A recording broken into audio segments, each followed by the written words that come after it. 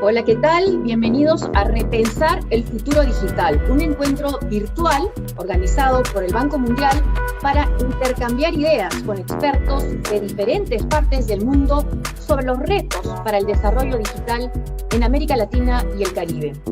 La pandemia, que tanto ha golpeado a nuestra región, ha subrayado una de las grandes desigualdades en nuestras sociedades, la brecha digital. Soy Josefina Townsend, periodista peruana, y voy a moderar este panel, tengo el gusto de hacerlo, y lo hago desde mi casa en Lima, de manera virtual. Como otros colegas, nos hemos tenido que adaptar a trabajar de esta manera, y lo he podido hacer gracias a contar con una conexión fija a Internet. Una posibilidad con la que no cuenta la mitad de las familias en esta región. Nuestro anfitrión esta mañana es Carlos Felipe Jaramillo, vicepresidente del Banco Mundial para América Latina y el Caribe. Carlos Felipe asumió este cargo en plena pandemia y encabeza la respuesta del Banco Mundial a la crisis del COVID-19 en la región.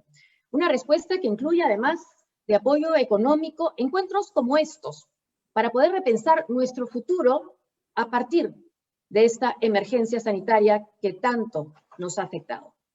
También nos acompaña como anfitrión Franz Dres-Gross. Él es director de Transporte e Infraestructura del Banco Mundial. Franz, previamente, ha sido líder sectorial de desarrollo sostenible en América Latina.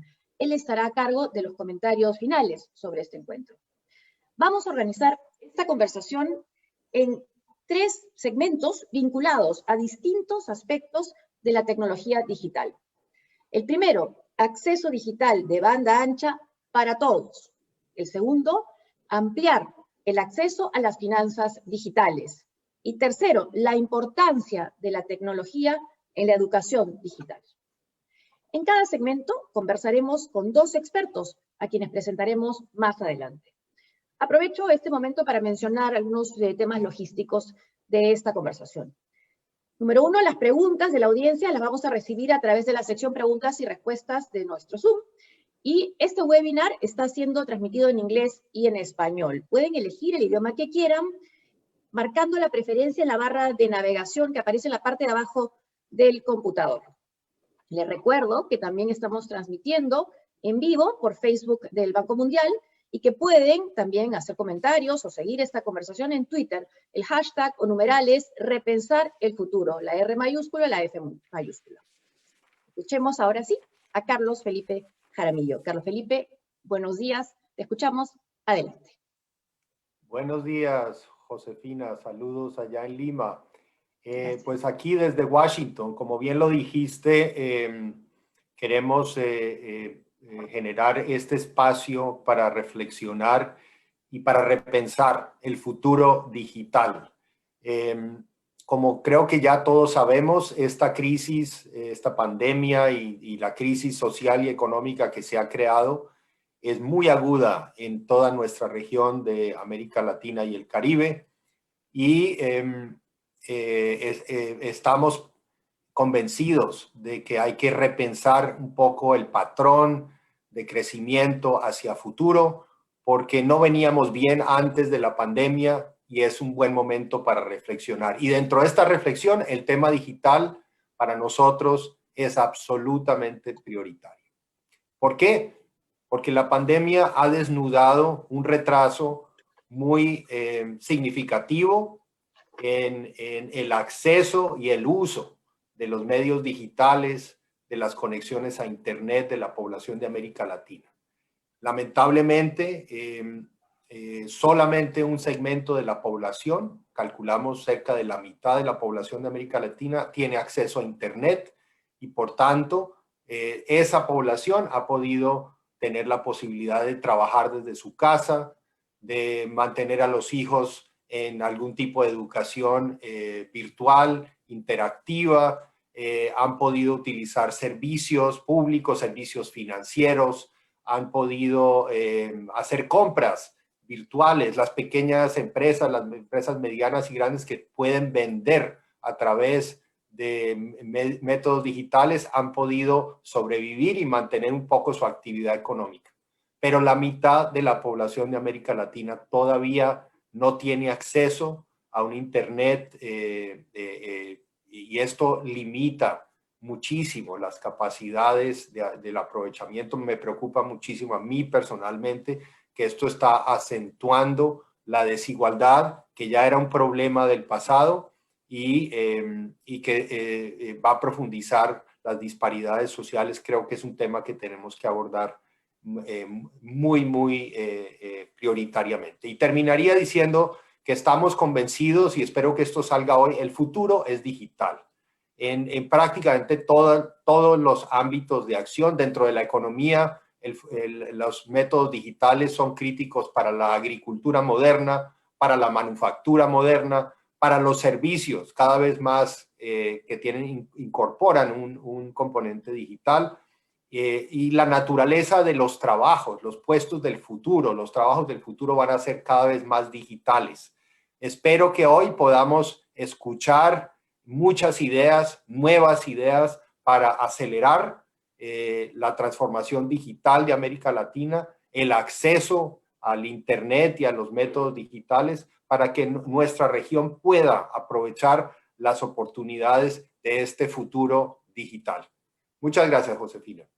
Gracias, al contrario. Gracias, Carlos Felipe. Y bueno, darnos este panorama sobre esta brecha digital y la urgencia de un futuro digital y un futuro digital para todos en nuestra región. Vamos ahora con nuestro primer panel, es acceso digital de banda ancha, decías, para todos. Participan Butina Germasi, ella es directora del Banco Mundial para el Desarrollo Digital. Butina lidera un equipo global que trabaja con países en desarrollo para construir economías digitales. Butina, buenos días, bienvenida.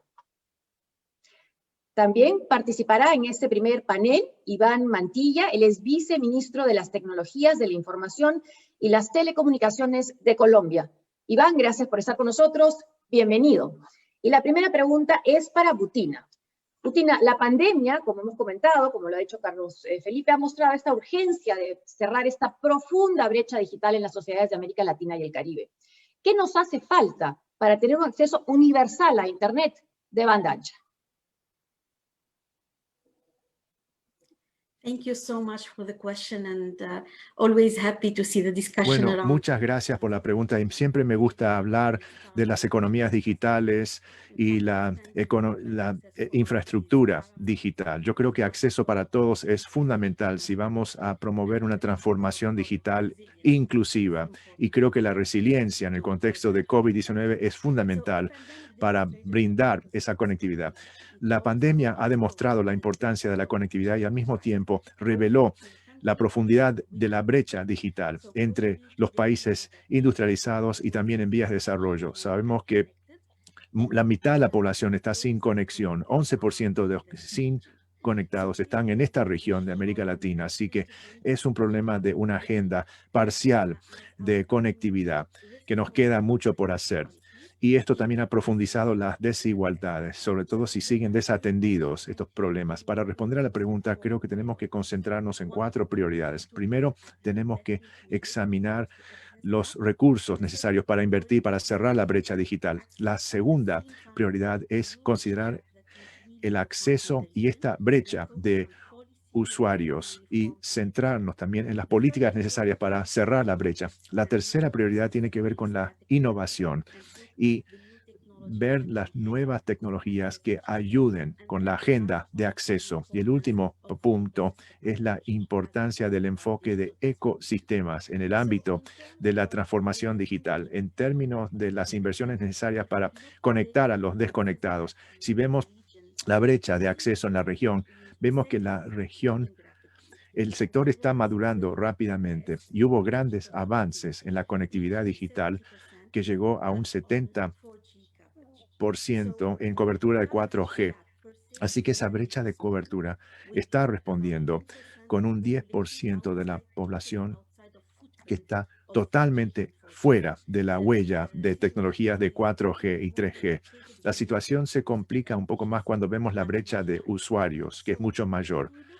Así que si consideramos aquellos desconectados, en este momento viven en regiones de poca población, en áreas montañosas, selvas, y el costo de incorporarlos en línea no es poco significativo.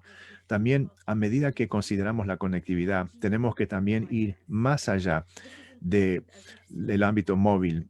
Cuando vemos en el contexto de la pandemia la necesidad de mantener múltiples conexiones estables en todos los hogares, todo se tiene que hacer de manera paralela. Lo mismo con las empresas. Así que en este contexto tenemos que enfatizar una agenda de banda ancha fija.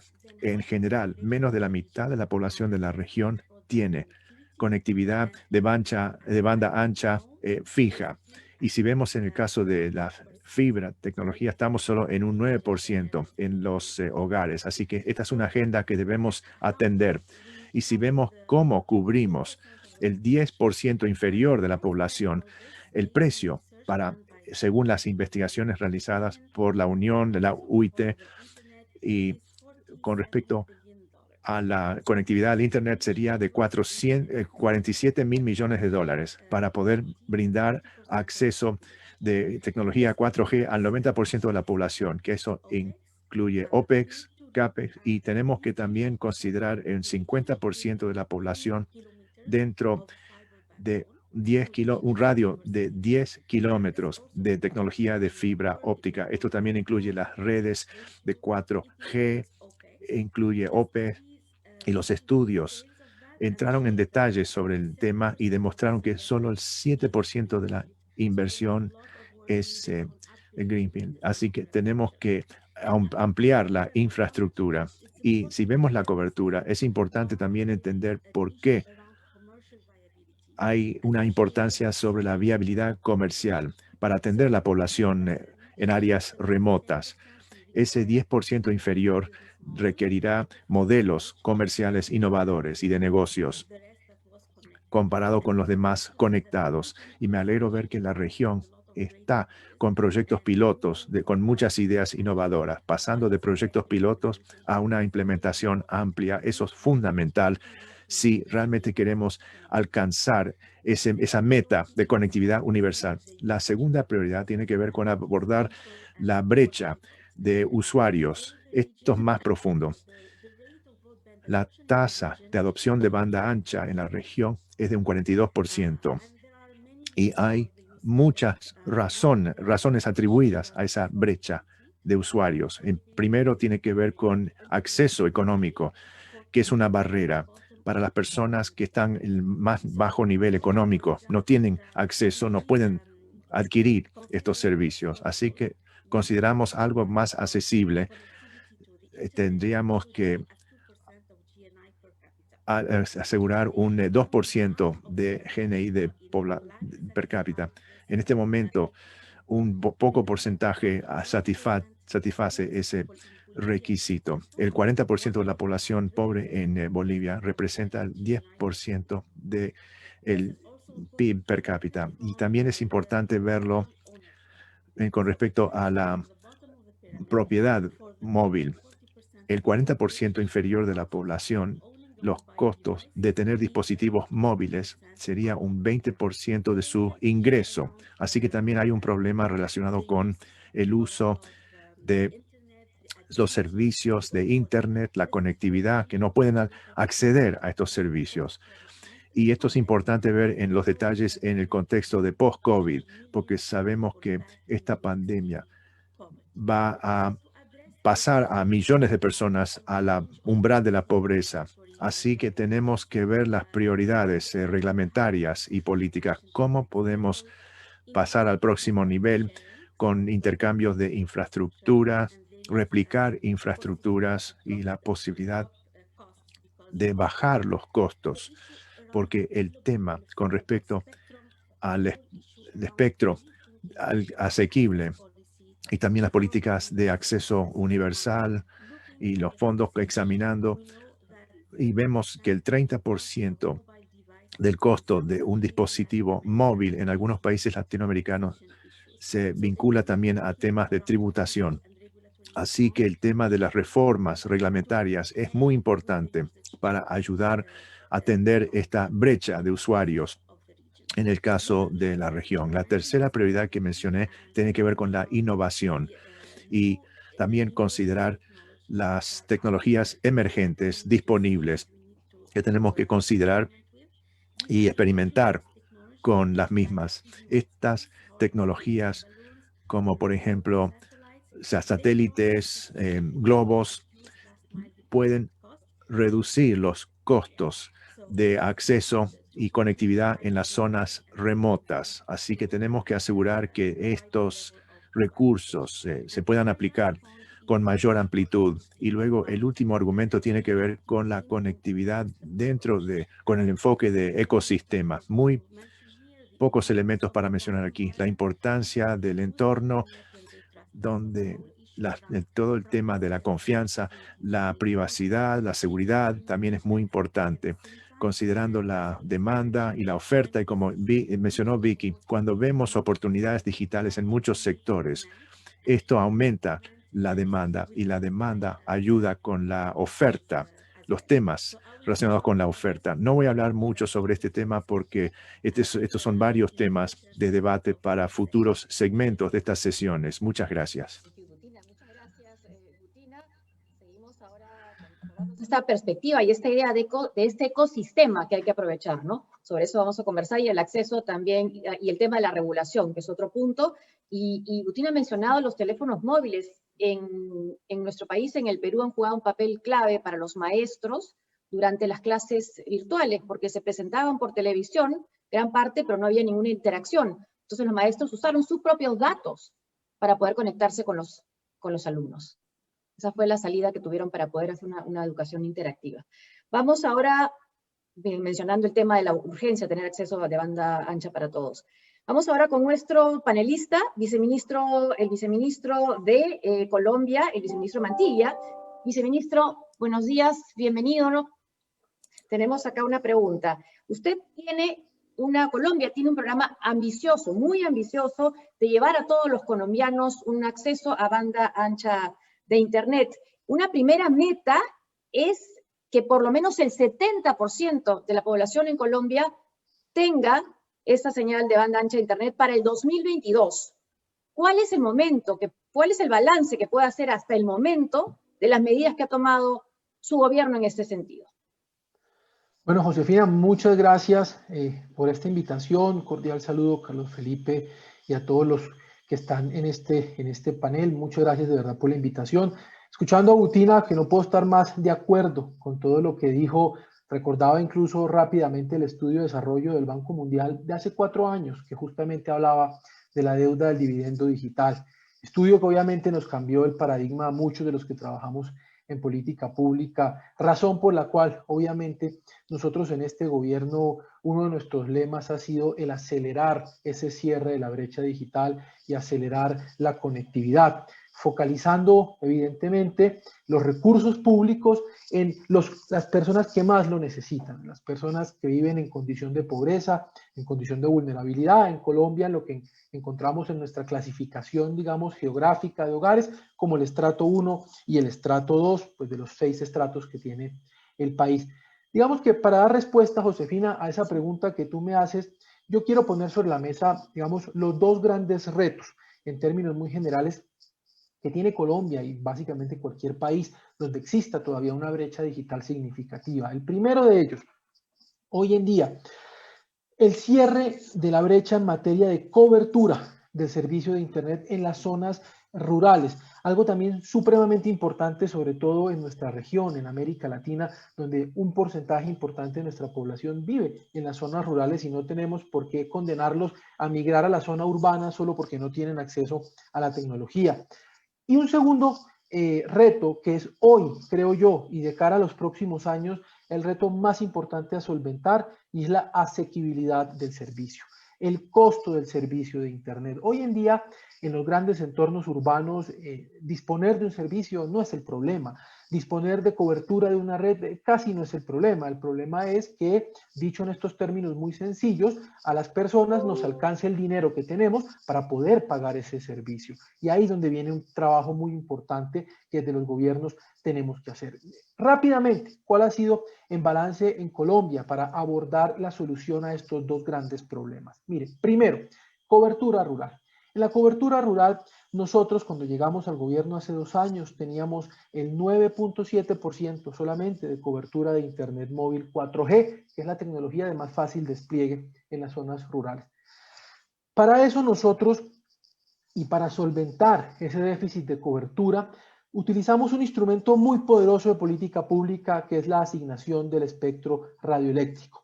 Para ello cambiamos el marco normativo colombiano, expedimos la ley 1978 del 2019, ley que nos permitió cambiar la historia de Colombia en asignación de espectro. Antes en Colombia el espectro se asignaba a cambio de dinero exclusivamente y la ley mandaba que teníamos que maximizar el ingreso fiscal.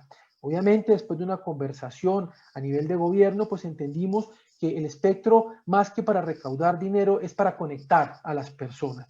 Y entonces nos dimos a la tarea de hacer el año pasado una subasta de espectro. Una subasta de espectro donde incluimos diferentes bandas, dentro de ellas la banda del dividendo digital de la televisión analógica, que es la banda de 700. Y con esa subasta de espectro, que fue una subasta exitosa para los colombianos, ya hoy está en despliegue en la cobertura para más de 3.658 localidades en zonas rurales, no municipios, no zonas urbanas, zonas rurales, lugares donde no viven más de 500, 800 o 1.000 personas, en el caso más grande de todos. Con este proyecto, Josefina, yo les quiero compartir, Colombia antes del año 2025 tendrá el 80% del campo colombiano con un servicio de Internet de 4G, de banda ancha, de alta velocidad, porque además definimos en esta subasta también los requisitos de calidad y de cobertura con los cuales los operadores que ganaron espectro debían implementar estas obligaciones. Con esto nosotros hemos dado ya el inicio de un salto. La pandemia obviamente nos ha mostrado que ojalá esto pudiera darse más rápido, pero recordemos, en el caso colombiano, este es el proyecto de infraestructura de telefonía móvil más grande en toda nuestra historia. Básicamente vamos a llegar al 80% de cobertura mínima estimada. Esperamos que incluso con la banda de 700 pueda ser mayor, pero nuestro compromiso es el 80%. Otro problema importante que yo comentaba es el de la asequibilidad. ¿Y cómo lograr que en nuestros países, donde todavía hay unos niveles de pobreza importantes, no tengamos que decirle a las personas, oiga, primero debe conseguir trabajo, aumentar sus ingresos y cuando le alcance el dinero, ahí sí puede acceder al Internet? Eso creo que eso no puede pasar en ningún país. De hecho, es al contrario, es el Internet el habilitador para conseguir trabajo, para aumentar los ingresos. Creo que ese es el orden de la causalidad. Para ello, nosotros hemos desplegado también una política muy ambiciosa cuando se mide por periodo de gobierno.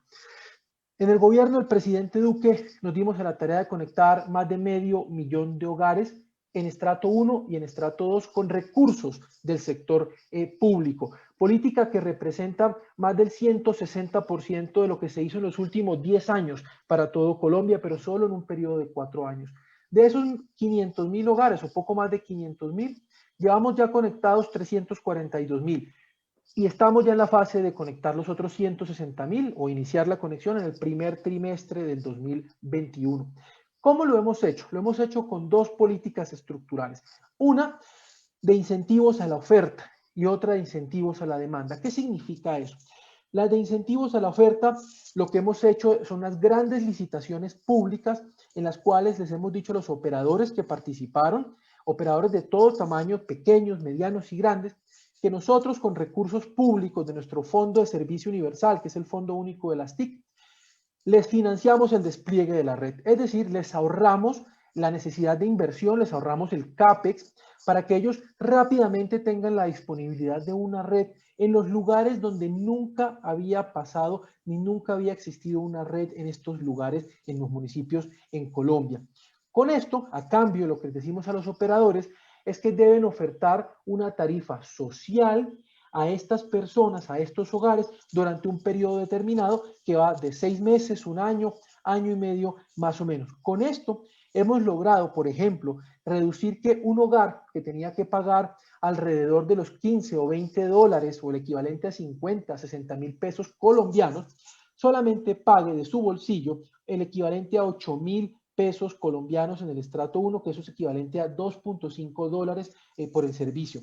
Algo que obviamente nos está permitiendo conectar lugares que nunca en su vida se habían imaginado, que incluso habían perdido la esperanza de conocer qué es el acceso al Internet. Y además estamos generando un mecanismo de sostenibilidad de largo plazo, porque una vez has financiado esta infraestructura, las empresas que se ganaron estos concursos, porque repito, fueron concursos públicos, tienen un gran incentivo para seguir administrando, operando toda esta infraestructura, porque también obviamente representa una oportunidad de negocio para ellos y una oportunidad de generación de empleo. Ahora, el segundo proyecto es el de incentivos a la demanda. ¿En qué consiste el incentivos a la demanda? Es un proyecto más sencillo que podemos interpretar como los subsidios tradicionales.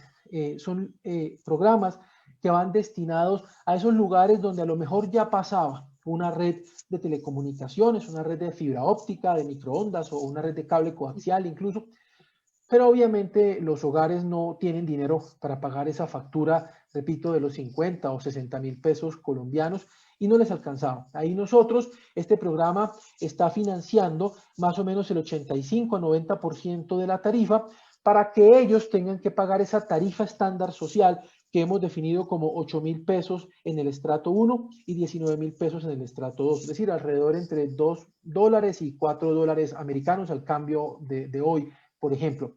Entre esos dos programas, como lo dije, hemos venido avanzando, pero son programas. Lo más importante son los resultados. Colombia en el primer semestre del año 2020 ya lleva conectado 700.000 hogares al Internet. Entre esta dinámica de mercado público y la dinámica que también se genera por el mercado privado, muestra realmente que hemos acelerado la tasa de crecimiento en las conexiones a hogares en el servicio de Internet fijo y en el servicio de Internet móvil. Ya el 70%, poco más del 70% de las conexiones que tenemos a Internet móvil son conexiones que se hacen a través de las redes 4G. Con esos dos grandes programas estamos nosotros cerrando esa brecha digital para las personas, sobre todo las personas que viven en condición de pobreza, las personas más vulnerables, las menos favorecidas. Pero hay una brecha, y con esto quiero finalizar mi intervención, Josefina, que los países tenemos que empezar a mirar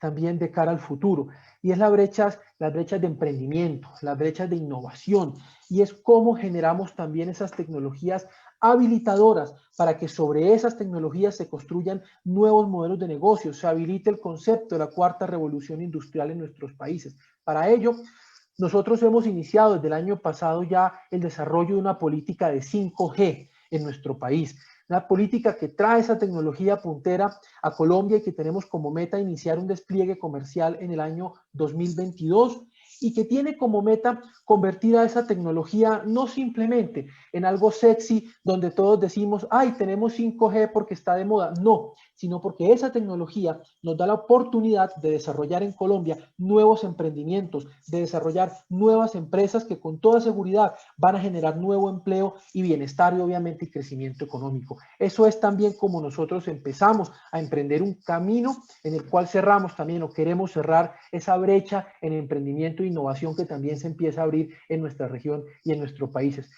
Muchas gracias, Josefina, a ti y al Banco Mundial por esta invitación. Quedo aquí obviamente a disposición para responder cualquier pregunta. Muchas gracias.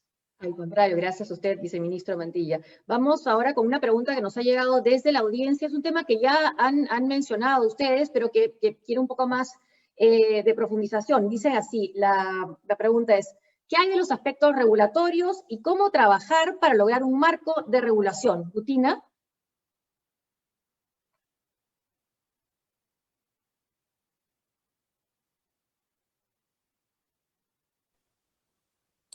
Thank you so much. Muchísimas gracias. El marco regulatorio tiene que estar basado en cómo asegurarnos de que el sector privado invierta más. La previsibilidad, un buen marco de otorgamiento de licencia son elementos importantes para un buen marco regulatorio. Hemos oído y es el viceministro, la experiencia de Colombia es una maravilla. Eso nos anima porque vemos elementos de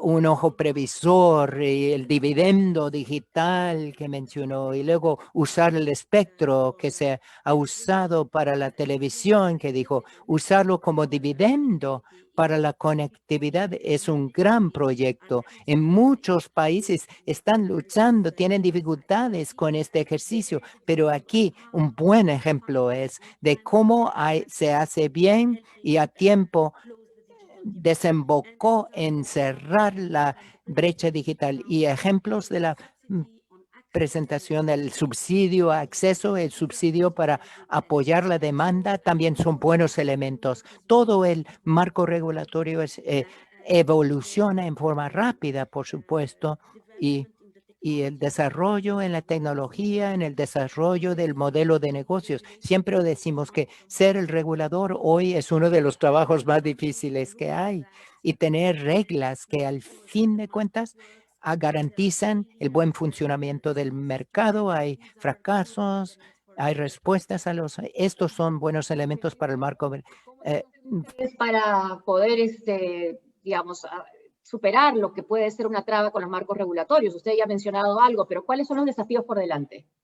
Mire, yo creo que, Josefina, los desafíos que tienen los marcos regulatorios y de política pública en los países es cómo, primero, facilitar la vida al despliegue de la infraestructura, al desarrollo de los negocios, y cómo reducir el costo de la inversión que tienen que hacer las empresas, ya sean públicas o ya sean privadas, en nuestros países. Permítame dar un ejemplo que creo que es más práctico. Mire, una barrera que había en Colombia, muy importante para el despliegue de la infraestructura de Internet fijo, era el costo del alquiler de la infraestructura de energía eléctrica, el costo de alquiler de los postes, de los ductos, de toda esa infraestructura donde los operadores de telecomunicaciones tienden, por ejemplo, los cables de fibra óptica. Eso, nosotros corregimos esa falla en la ley 1978. La Comisión de Regulación de Comunicaciones expidió una reglamentación al respecto y logramos reducir el costo de ese alquiler entre un 55 y un 70-80%. Como vemos hoy en día, a los pequeños proveedores de Internet, a los medianos y a los grandes, hoy les está siendo más económico ese despliegue. Un despliegue más económico, con toda seguridad, va a redundar en mejores costos y mejores ofertas para que las personas se puedan conectar y mayor cobertura, que es lo que nosotros necesitamos. Por eso, a mí si me preguntas cómo se adaptan los marcos regulatorios, yo lo digo, los marcos regulatorios tienen que evolucionar hacia algo que no requiere exceso de control, porque hoy en día es un servicio que requerimos todos los ciudadanos por igual, sin diferencia alguna, y cómo hacemos que la inversión en ese sector sea mucho más económica, porque el sector de tecnologías, el sector de telecomunicaciones, se volvió el sector que habilita todo el desarrollo económico de los países. Es decir, nosotros tenemos hoy una obligación muy grande y es ir 3 pasos por delante que el resto de los otros sectores de la economía. Hoy en día no hay salud sin conectividad, no hay educación sin conectividad, no hay trabajo sin conectividad. Por esa razón yo creo que hacia allá tienen que ir los marcos regulatorios, hacia una simplificación que se reduzca los costos de inversión, pasando también por algo importante y es reducir los costos del espectro radioeléctrico, que en algunos países se había venido viendo, como en el caso de Colombia hasta hace poco, como una fuente de ingresos para la nación, pero resulta que ahora más que ingresos por espectro, necesitamos gente conectada gracias al espectro, y eso se logra también reduciendo los costos del espectro en las subastas y en los procesos de asignación. Viceministro Iván Mantilla, muchas gracias por responder a esta pregunta del público, gracias por su participación en este panel, gracias Butina Germasi también por estar participando esta mañana en esta conversación, en este intercambio sobre repensar nuestro futuro digital. Vamos ahora con nuestro segundo panel, acceso a las finanzas digitales. Participan Cristian Tondo, director del Departamento de Inclusión Financiera del Banco Central de Reserva del Paraguay. Cristian está a cargo de proyectos relacionados con la bancarización en su país. Nos acompaña también José Monjes Galeano, gerente comercial de Tigo Money, especialista de pagos electrónicos móviles en Paraguay, pero también es un servicio que funciona en otras partes del mundo, como nos lo va a explicar José más adelante. Comenzamos con Cristian. Cristian, buenos días. Una de las carencias que ha subrayado esta pandemia, lo hemos mencionado ya antes, es el porcentaje de personas que está al margen del Internet y por lo tanto también viven al margen del sistema y algunos también, muchos viven al margen del sistema financiero. ¿Cómo está respondiendo el gobierno paraguayo al reto de la inclusión financiera? Bueno, buenas tardes. Muchas gracias por la invitación y por la pregunta. La verdad que es un honor compartir este panel tan interesante. Bueno, yendo un poco directo a la pregunta, ¿cómo respondemos al desafío que es la pandemia en lo que está relacionado a la inclusión financiera?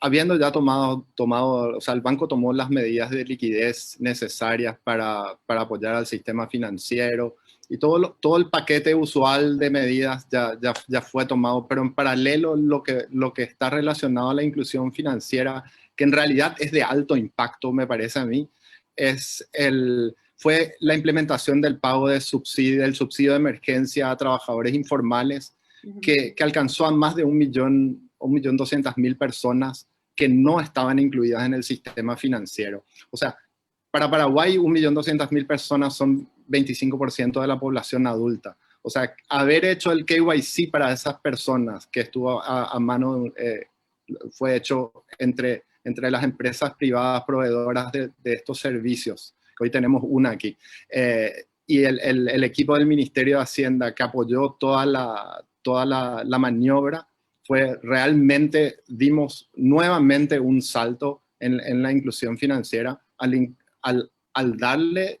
cuentas transaccionales a 25% de la población que no tenía. Esto ya había sucedido. Haciendo un poco más de historia, si uno va atrás y se para ya que es una charla del Banco Mundial, uno se puede poner a mirar el Global Findex de 2011 y ve que Paraguay tiene 22% de acceso a cuentas. Entonces 22% es una barbaridad o sea, visto desde hoy, desde este punto de vista, está abajo, ¿verdad? Entonces, ¿qué es lo que sucedió entre el 22% de aquella vez y si uno mira el 2017, tenemos 49%? Y bueno, fue la regulación del dinero electrónico no bancario, el permitir el funcionamiento de las billeteras, el darle un marco regulatorio que dé acceso a personas que no tenían ningún acceso a nada, como recién decía el viceministro de Colombia. O sea, ¿qué le podemos dar a las personas que no tienen nada? Bueno, en Paraguay entre 2011 y 2017 se le dio cuentas. Y ahora, nuevamente, si uno mira qué se le dio ahora con un instrumento de emergencia, ¿verdad? Se le dio en principio un caso de uso. El caso de uso es, ustedes tienen esta billetera para ir y poder gastar dinero. Y ahora digamos que es trabajo del sector privado con el cual estamos siempre en conversación nosotros, de ir apoyando para que estas cuentas que se abrieron no caigan en inactividad, ¿verdad? Entonces, una vez que logramos que las personas tengan esas cuentas, hayan hecho el KYC, utilicen, hagan un par de compras.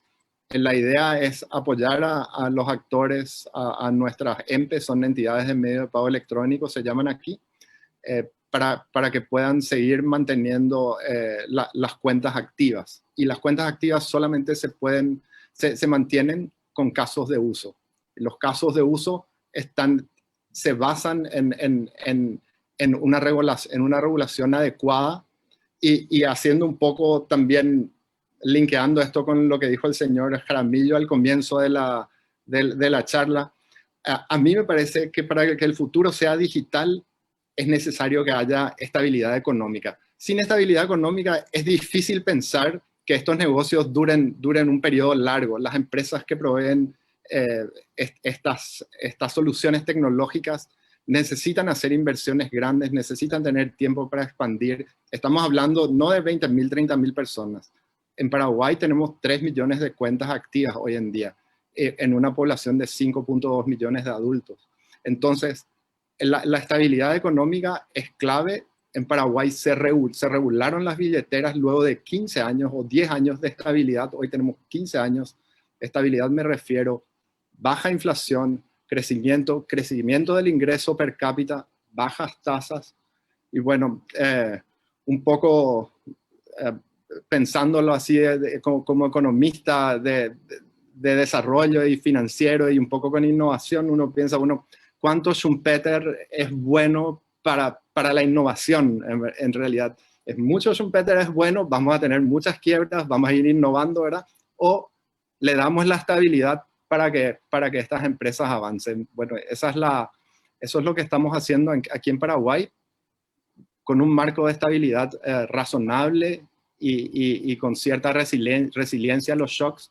Estamos utilizando las herramientas que tenemos a mano para apoyar y alcanzar a las personas que están por ser incluidas.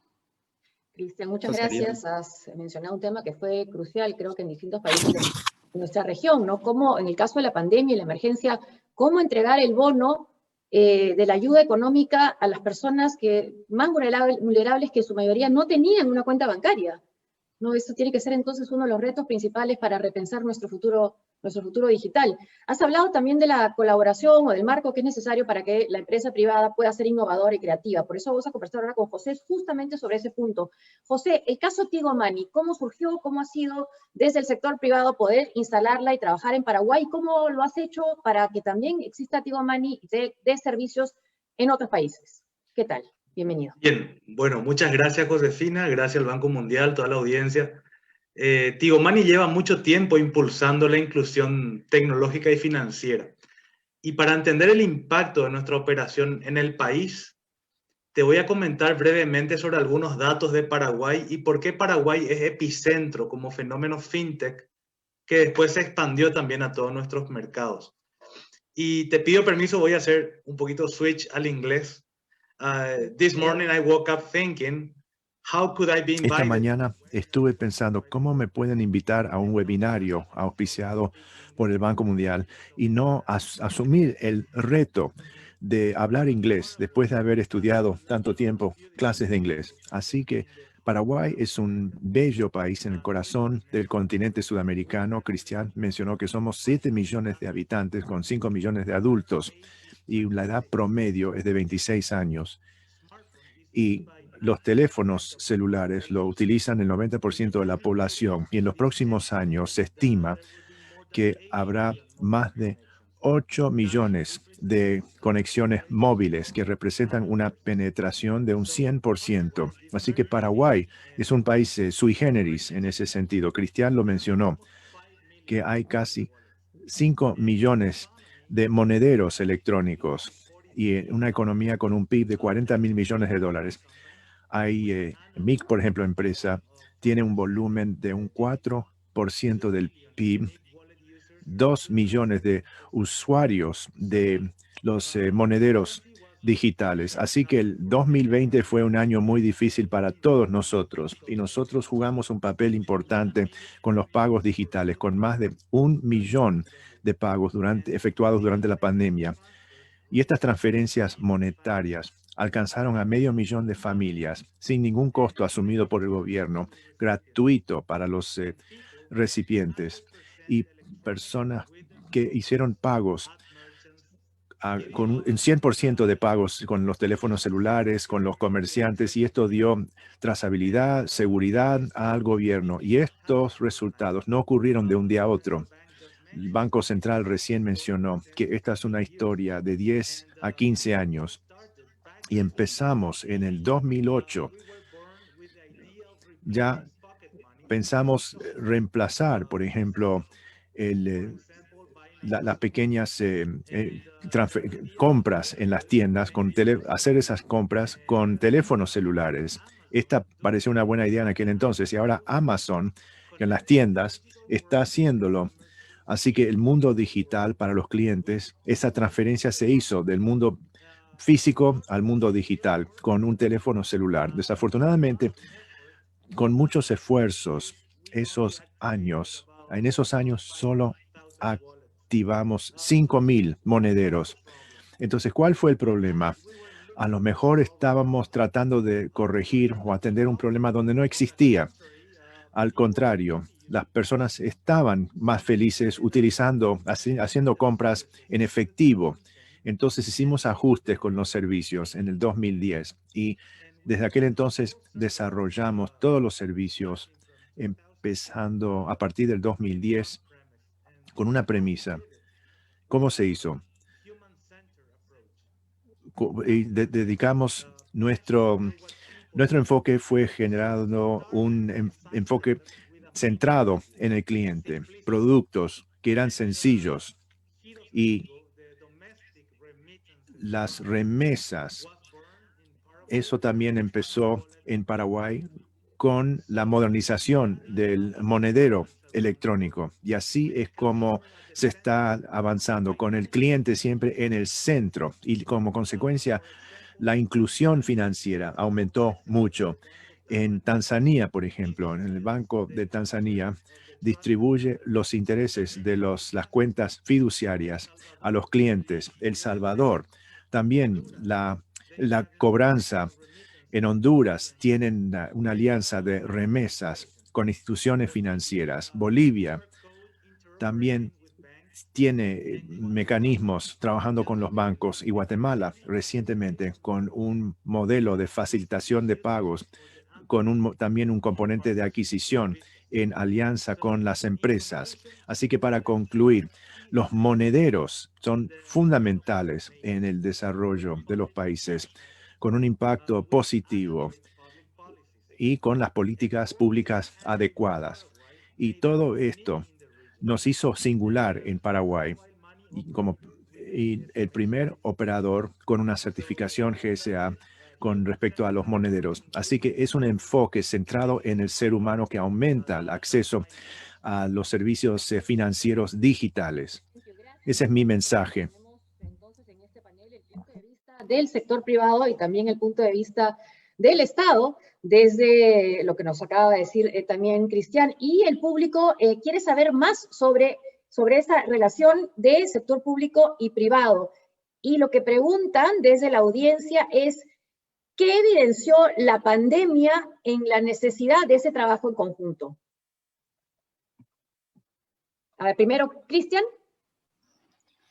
Bueno, la necesidad del trabajo en conjunto. En realidad fue bastante rápido. En Paraguay hay cierto nivel de informalidad de la población bien elevado y vimos rápidamente que ese grupo de personas iba a ser el más afectado. Ese reconocimiento, bueno, fue el reconocimiento del gobierno nacional, y cuando nos llamaron a preguntar qué les parece, cómo se van a pagar se iban a dar subsidios en principio con alimentos, y cuando tuvimos la oportunidad de mencionar, dijimos, eso la verdad que no sería una muy buena idea. Es muy ineficiente, se presta para la corrupción, tiene costos elevados para las personas, para los que pagan. Entonces, inmediatamente nos preguntaron, y bueno, ¿qué les parece las billeteras? Y bueno, las billeteras nos parecen fantásticos, ¿verdad? Acá, o sea, la empresa de José solamente tiene 5.000 puntos de venta, y como él mencionó, hay 1,5 millones de cuentas activas, creo que ahora andan por los 2 millones. Entonces, fue la verdad que fue una solución muy buena, realizar la debida diligencia de las personas. Las personas se registraban en una cuenta, en una página web del Ministerio de Hacienda, hacían la debida diligencia, quiere decir que ponían su nombre, su número de cédula de identidad, se registraban como usuarios potenciales, y eso luego se trabajaba con las empresas de medio de pago electrónico para hacer un poco el clearing de las personas que en realidad serían el sujeto del objetivo de esta ayuda. Bueno, y a lo largo del año, luego de la pandemia, se pagaron creo que unos $280 millones a 1.200.000 personas en varios pagos mensuales de unos $85 por persona. O sea, en realidad para la población que iba a recibir, o sea, que recibió el impacto más fuerte, porque con $85 tampoco uno le está solucionando la vida. Sin embargo, es un apoyo al que se le da, y este es un instrumento válido y mucho más eficiente que cualquier alternativa que nosotros conozcamos para realizar el pago. Cristian José. Gracias, Cristian José. Bueno, a ver, Josefina, yo creo que bien mencionó Cristian recién, en algún momento se pensó distribuir la ayuda alimentaria con víveres. Y eso iba a ser un costo elevadísimo, mucha logística, y posiblemente se iba a seguir distribuyendo los alimentos hasta ahora. Y te hablo de cuando empezó este proyecto allá por marzo. Entonces, el poder conectar la iniciativa del gobierno con el sector privado, y aquí no fue solamente Tigo el que colaboró con este proyecto, sino que todas las empresas de medio de pago electrónico, lo que hicimos fue facilitar que el gobierno tenga una herramienta veloz, con mucha seguridad y trazabilidad, pero por sobre todo yo creo que el impacto, ¿sabes qué fue? Se desembolsaba electrónico en una billetera donde estaba prohibido el cash out, y se hacía una segmentación de los merchants, de los comercios, para que la gente consuma exclusivamente en productos de la canasta básica y alimentos o medicamentos. Entonces, la ayuda llegaba a las personas que hicieron el KYC que menciona Cristian. Se sabía quiénes eran y se sabía que el dinero que recibían estaba siendo bien utilizado en el objetivo para el cual ellos habían recibido el subsidio. Y ese electrónico que después se resumía en una compra cashless, sin efectivo, en un comercio, habían comercios de cadena como habían mini mercados y pequeños puestos comerciales en los lugares más remotos de Paraguay. Te hablo de lugares donde no llega una terminal POS. Entonces la gente compraba con el teléfono celular, el comerciante y el usuario, y fue así que el dinero que llegó a cada usuario permitió también y multiplicó el beneficio, porque se consumía en el comercio de su localidad, en ese pequeño pueblo, y eso dinamiza la economía, porque ese pequeño comerciante de vuelta tiene recursos para pagar salarios, porque en la pandemia había una dificultad para pagar sueldos. Entonces mantiene, te voy a decir, la posibilidad de generar empleo. Otra vez se amplifica dentro de la cadena. El pequeño comerciante le paga al panadero, le paga al carnicero, y así entonces todos los eslabones de esa pequeña comunidad tienen el impacto del beneficio que está inyectando en la economía del gobierno. Entonces, yo creo que lo que aquí fue genial es que se utilizó la billetera sin costo para el gobierno, sin costo para el beneficiario. Entonces, el dinero que se inyectaba generó de vuelta beneficio en todo el resto de la cadena, y creo que lo más lindo es que todo fue cashless, ¿verdad? A veces escuchamos que los países escandinavos tienen ese tipo de economías digitales, pero Paraguay, acá, nuestro suelo guaraní, nuestra gente te puede sorprender.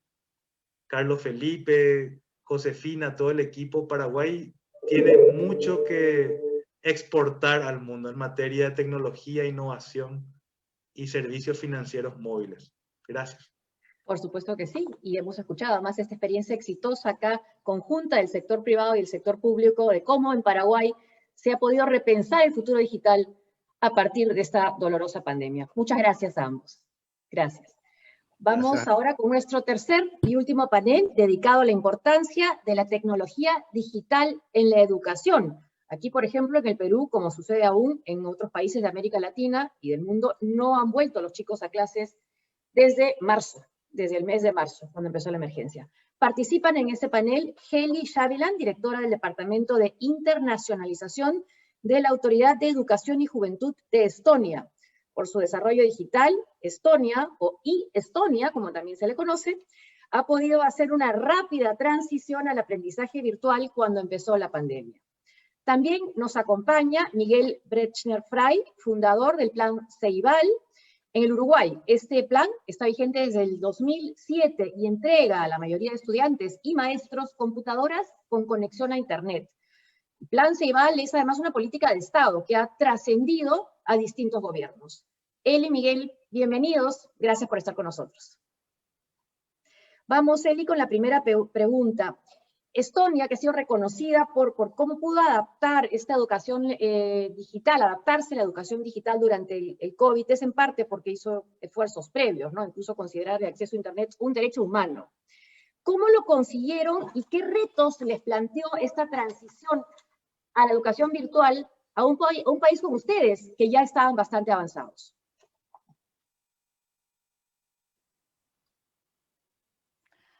First of all, good afternoon. Primero, buenas tardes a todos. Y tiene toda la razón cuando dice que Estonia ya ha tenido una experiencia ya notable integrando esto en diferentes esferas que incluye la educación. Hemos tenido casi 25 años de inversiones en infraestructuras, en la conexión de Internet, en dispositivos.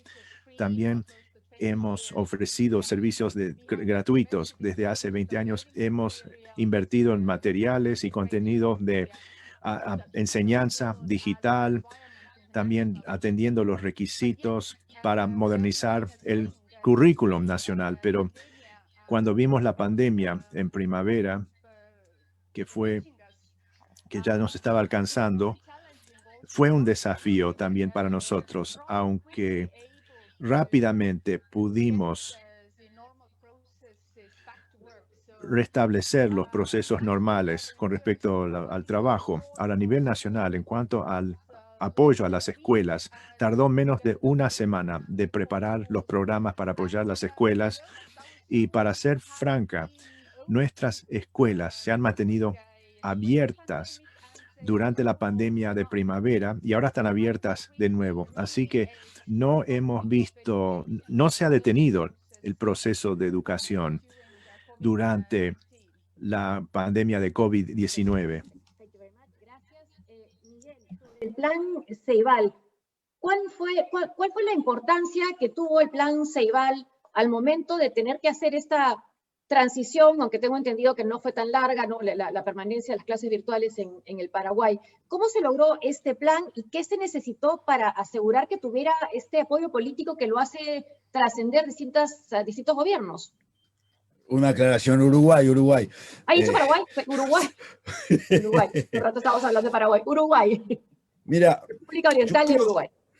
Yo creo que nosotros cuando empezamos en diciembre de 2006 a hacer el planteo al presidente de la República, básicamente enfocamos a que había que resolver el problema de la inequidad.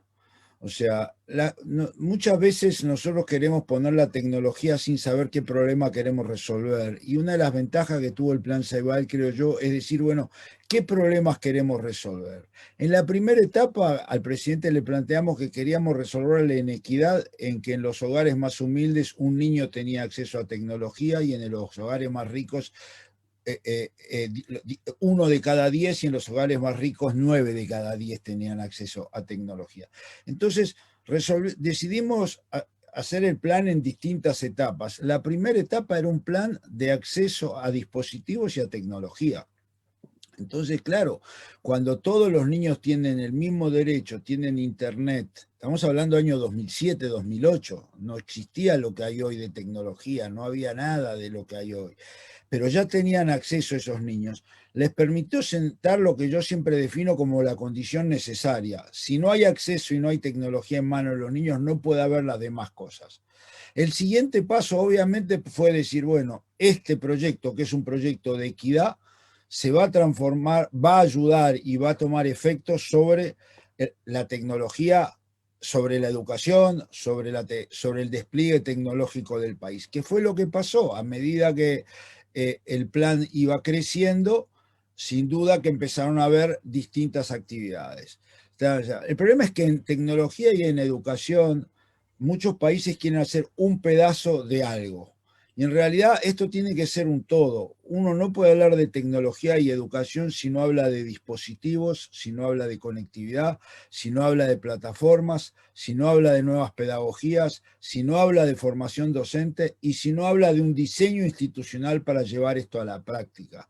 Porque a veces uno le pide a un Ministerio de Educación que está formado para una cosa que haga otra. Acá hay que tener gente, ingenieros, profesores, maestros, pedagogos, economistas, que trabajen todos en conjunto siempre al servicio de la educación. Ahora, en el Uruguay tuvo una virtud muy importante, es que en aquel momento el presidente de la República era el doctor Tabaré Vázquez, que él de profesión es científico, es un médico oncólogo de alto renombre, y él no le tuvo miedo al riesgo. Entonces asumimos un riesgo importante en el 2006 de irnos en ese camino. Sin lugar a duda que con la pandemia esto explotó desde el punto de vista de acceso. O sea, para que te hagas una idea, se multiplicó por 3 el uso de las plataformas digitales. En algunos momentos tuvimos 700.000 niños conectados a la red haciendo trabajos. O sea, se explotó. Hoy en día ya ha habido casi una vuelta a la casi normalidad.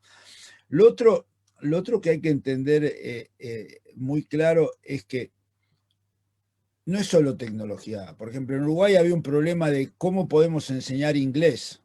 ¿Y qué hicimos? Enseñamos inglés vía videoconferencia, donde el maestro está en Filipinas, en Argentina, en Inglaterra y en otros lugares de Uruguay. Eso también es equidad, eso también es dar a los niños la posibilidad de aprender inglés, y hoy todos los niños de Uruguay aprenden inglés a un nivel prácticamente de A2. Lo mismo pasa con los libros, pero ahí de vuelta, los libros, imprimir libros es muchísimo más caro que de repente entregar dispositivos con libros adentro. Entonces hay que tener un enfoque de qué problema queremos resolver y cómo lo hacemos. Y déjenme decir una cosa importante, creo yo, porque hemos estado en el primer módulo hablando de Internet. Nosotros desde el primer día gestionamos para que las plataformas educativas no consuman datos cuando el estudiante está trabajando en su casa. Con la pandemia logramos que no consuman datos cuando el estudiante está trabajando en su móvil.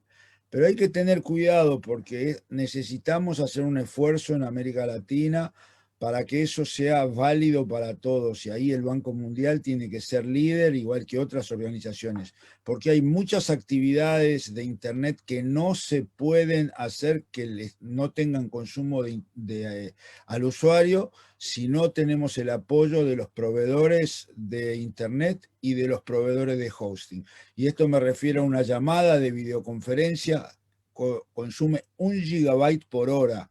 Y yo no quiero entrar simplemente creo que es uno de los desafíos más grandes que tenemos de pedirle a las telefónicas y a los gobiernos y a los hosting, Amazon, Microsoft, Google, encontrar la fórmula técnica que se puede hacer, porque en Uruguay la hemos hecho, pero para que en toda la región el consumo de Internet no vaya en la espalda del estudiante o del maestro en esta época de pandemia. Entonces, esencialmente creo que esto tuvo un gran apoyo político porque obviamente se veía el resultado, no fue usado políticamente, hoy ganó la oposición y sigue el Plan Ceibal a full trabajando y la pandemia la procesó excelentemente bien el actual gobierno en el tema de educación, o sea que, y se transformó, porque hay una cosa que es muy importante entender. A veces cuando las políticas empiezan a ser partidarias, pero cuando la población lo asume como propia, pasan de ser política partidaria a política de Estado. Y en el Uruguay pasó eso, o sea, el Plan Ceibal fue algo que los padres vieron con mucha esperanza que les podía cambiar el futuro de sus hijos. Gracias. Muchas gracias por darnos este panorama de lo que significó el Plan Ceibal en el Uruguay.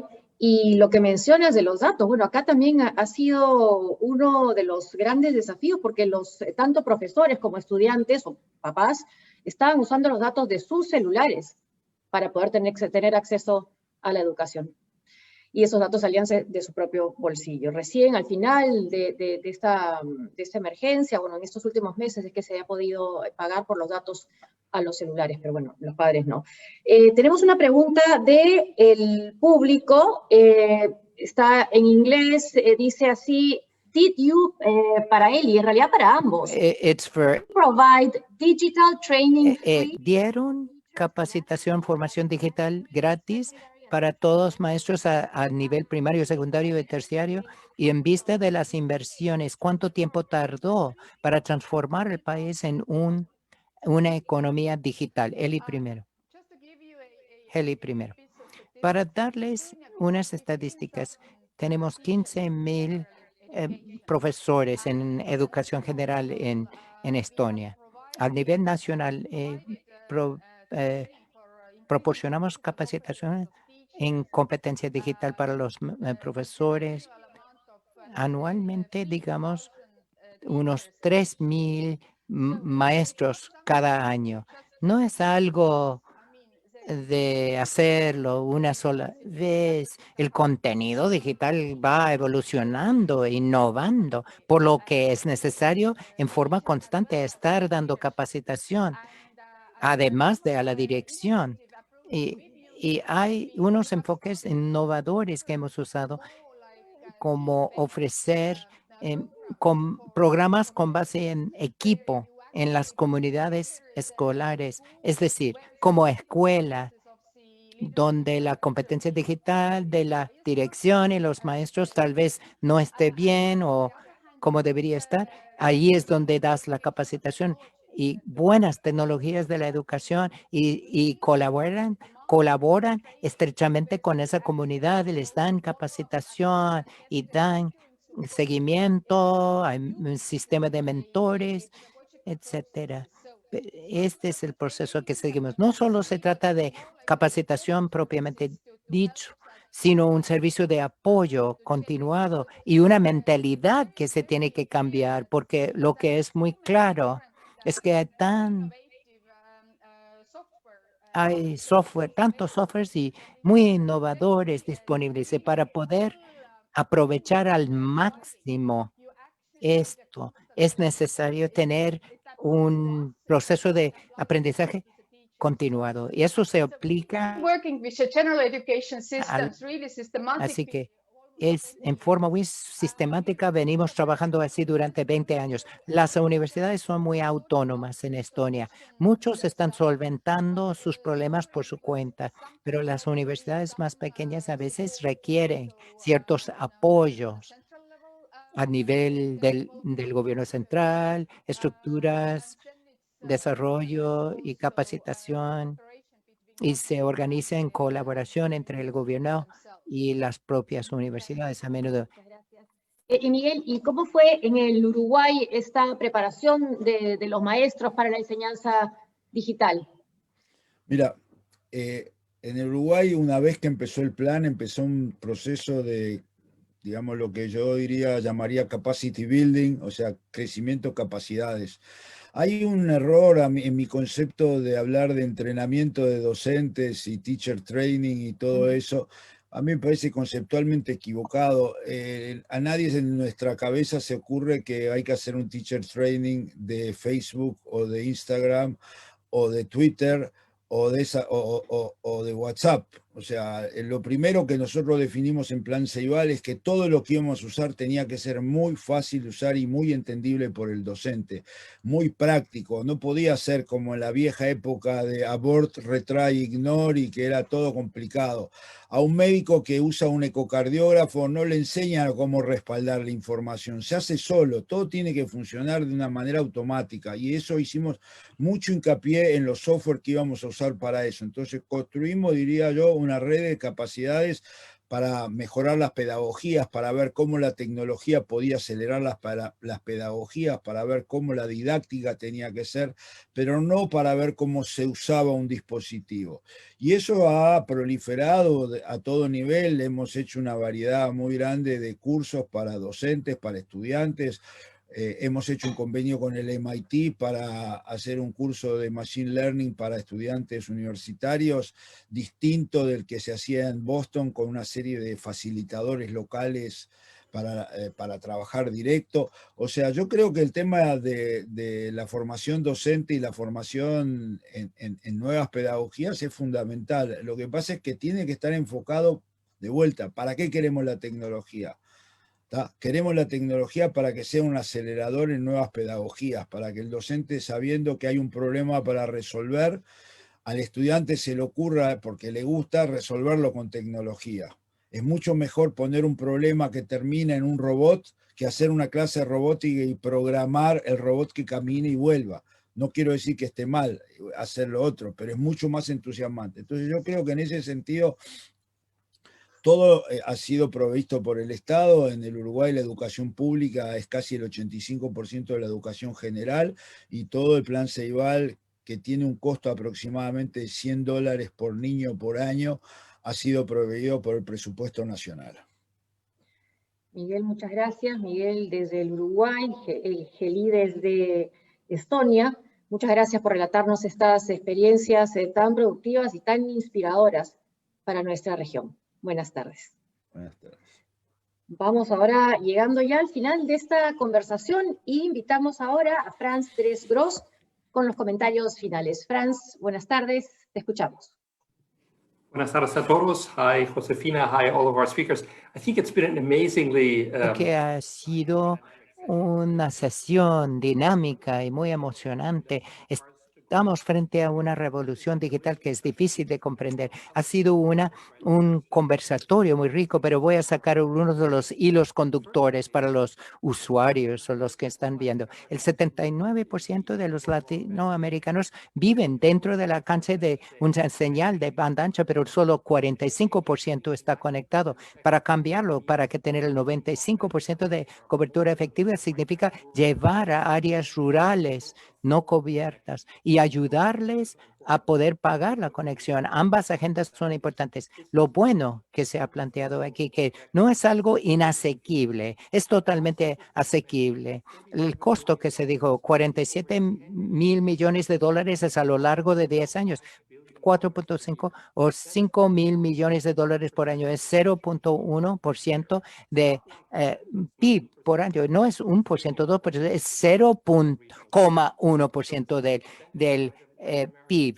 Así que este es un gasto que puede darse el lujo a América Latina de hacer. Lo que me inspiró de Iván, lo que dijo, vamos Colombia, increíble, un éxito. 700,000 hogares o personas en tan poco tiempo han podido conectar.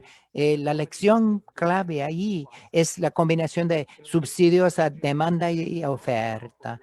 Tanto los operadores que vayan a las zonas desatendidas, dándoles tramos del espectro no usado, pero focalizándolo a estas zonas desatendidas. Hay que dar un paquete básico para poder calificar y reciben fondos públicos cuando la zona no es viable comercialmente. Luego, el subsidio a la demanda, pagar a los grupos para que los más pobres en Colombia, por el lado de la demanda, para que puedan conectarse. Sin eso, y es otro punto importante, la asequibilidad es muy importante en la América Latina. En Bolivia, lo que 1 gigabyte por mes de datos costaría el 10% del ingreso del hogar. En el quintilo más pobre, el 10% es totalmente inasequible. Hasta en Colombia sería 9% del ingreso del hogar. En Brasil, 8%. La Comisión de Banda Ancha de la ONU dice que 1 gigabyte de datos no debería costar más de 2% del ingreso de un hogar. Y para ese quintilo de abajo, 5 veces más es lo que cuesta en Colombia y Brasil, por lo que hay que reducir esos precios para que puedan conectarse la gente. Lo siguiente que quiero señalar, al extender las redes, los servicios tienen que ser asequibles para ese quintilo más abajo. El próximo paso, asegurarnos de que se use lo que se ve en todo el mundo. Muchas veces logramos conectar a la gente, incluso a servicios asequibles, menos costosos, pero la gente como se queda a niveles de consumo muy por debajo de 1 gigabyte por mes. Entonces, ¿cómo hacer que utilicen lo digital para parte de su vida? No solo para su subsistencia, sino usar lo digital de forma productiva en todos los aspectos de su vida. Algo muy importante por el lado de la demanda también es que que los dispositivos tienen que ser asequibles.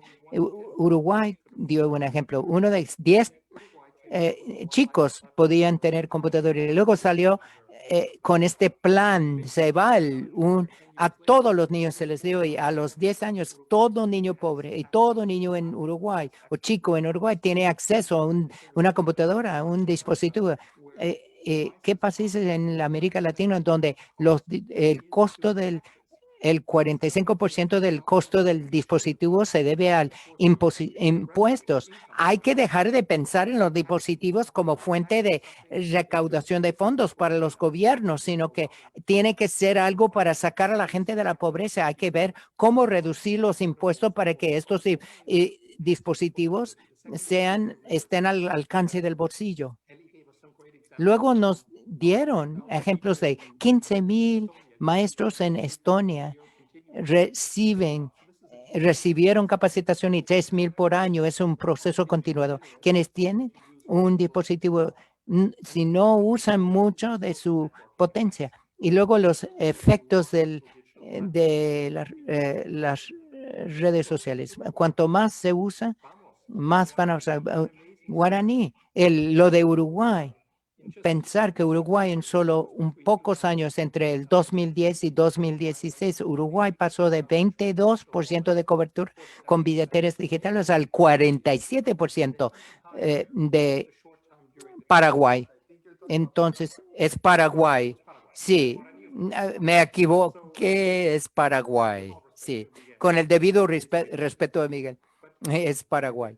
Pero el hecho de que Paraguay haya logrado pasar del 22 al 47%, incluso antes de la pandemia, en el 2011 al 2017, y alcanzando el 5,000 con el dinero digital para transferencias de la canasta básica durante la pandemia. Eso es lo que digo. Todas las transferencias sociales deberían ser por lo digital. Cuanto más se usa, se van a hacer, más serán competentes en lo digital, será un ciclo virtuoso, se aumente el uso y la participación en la economía digital. Quiero agradecer a todos los panelistas y quienes hicieron preguntas. Una sesión muy productiva ha sido.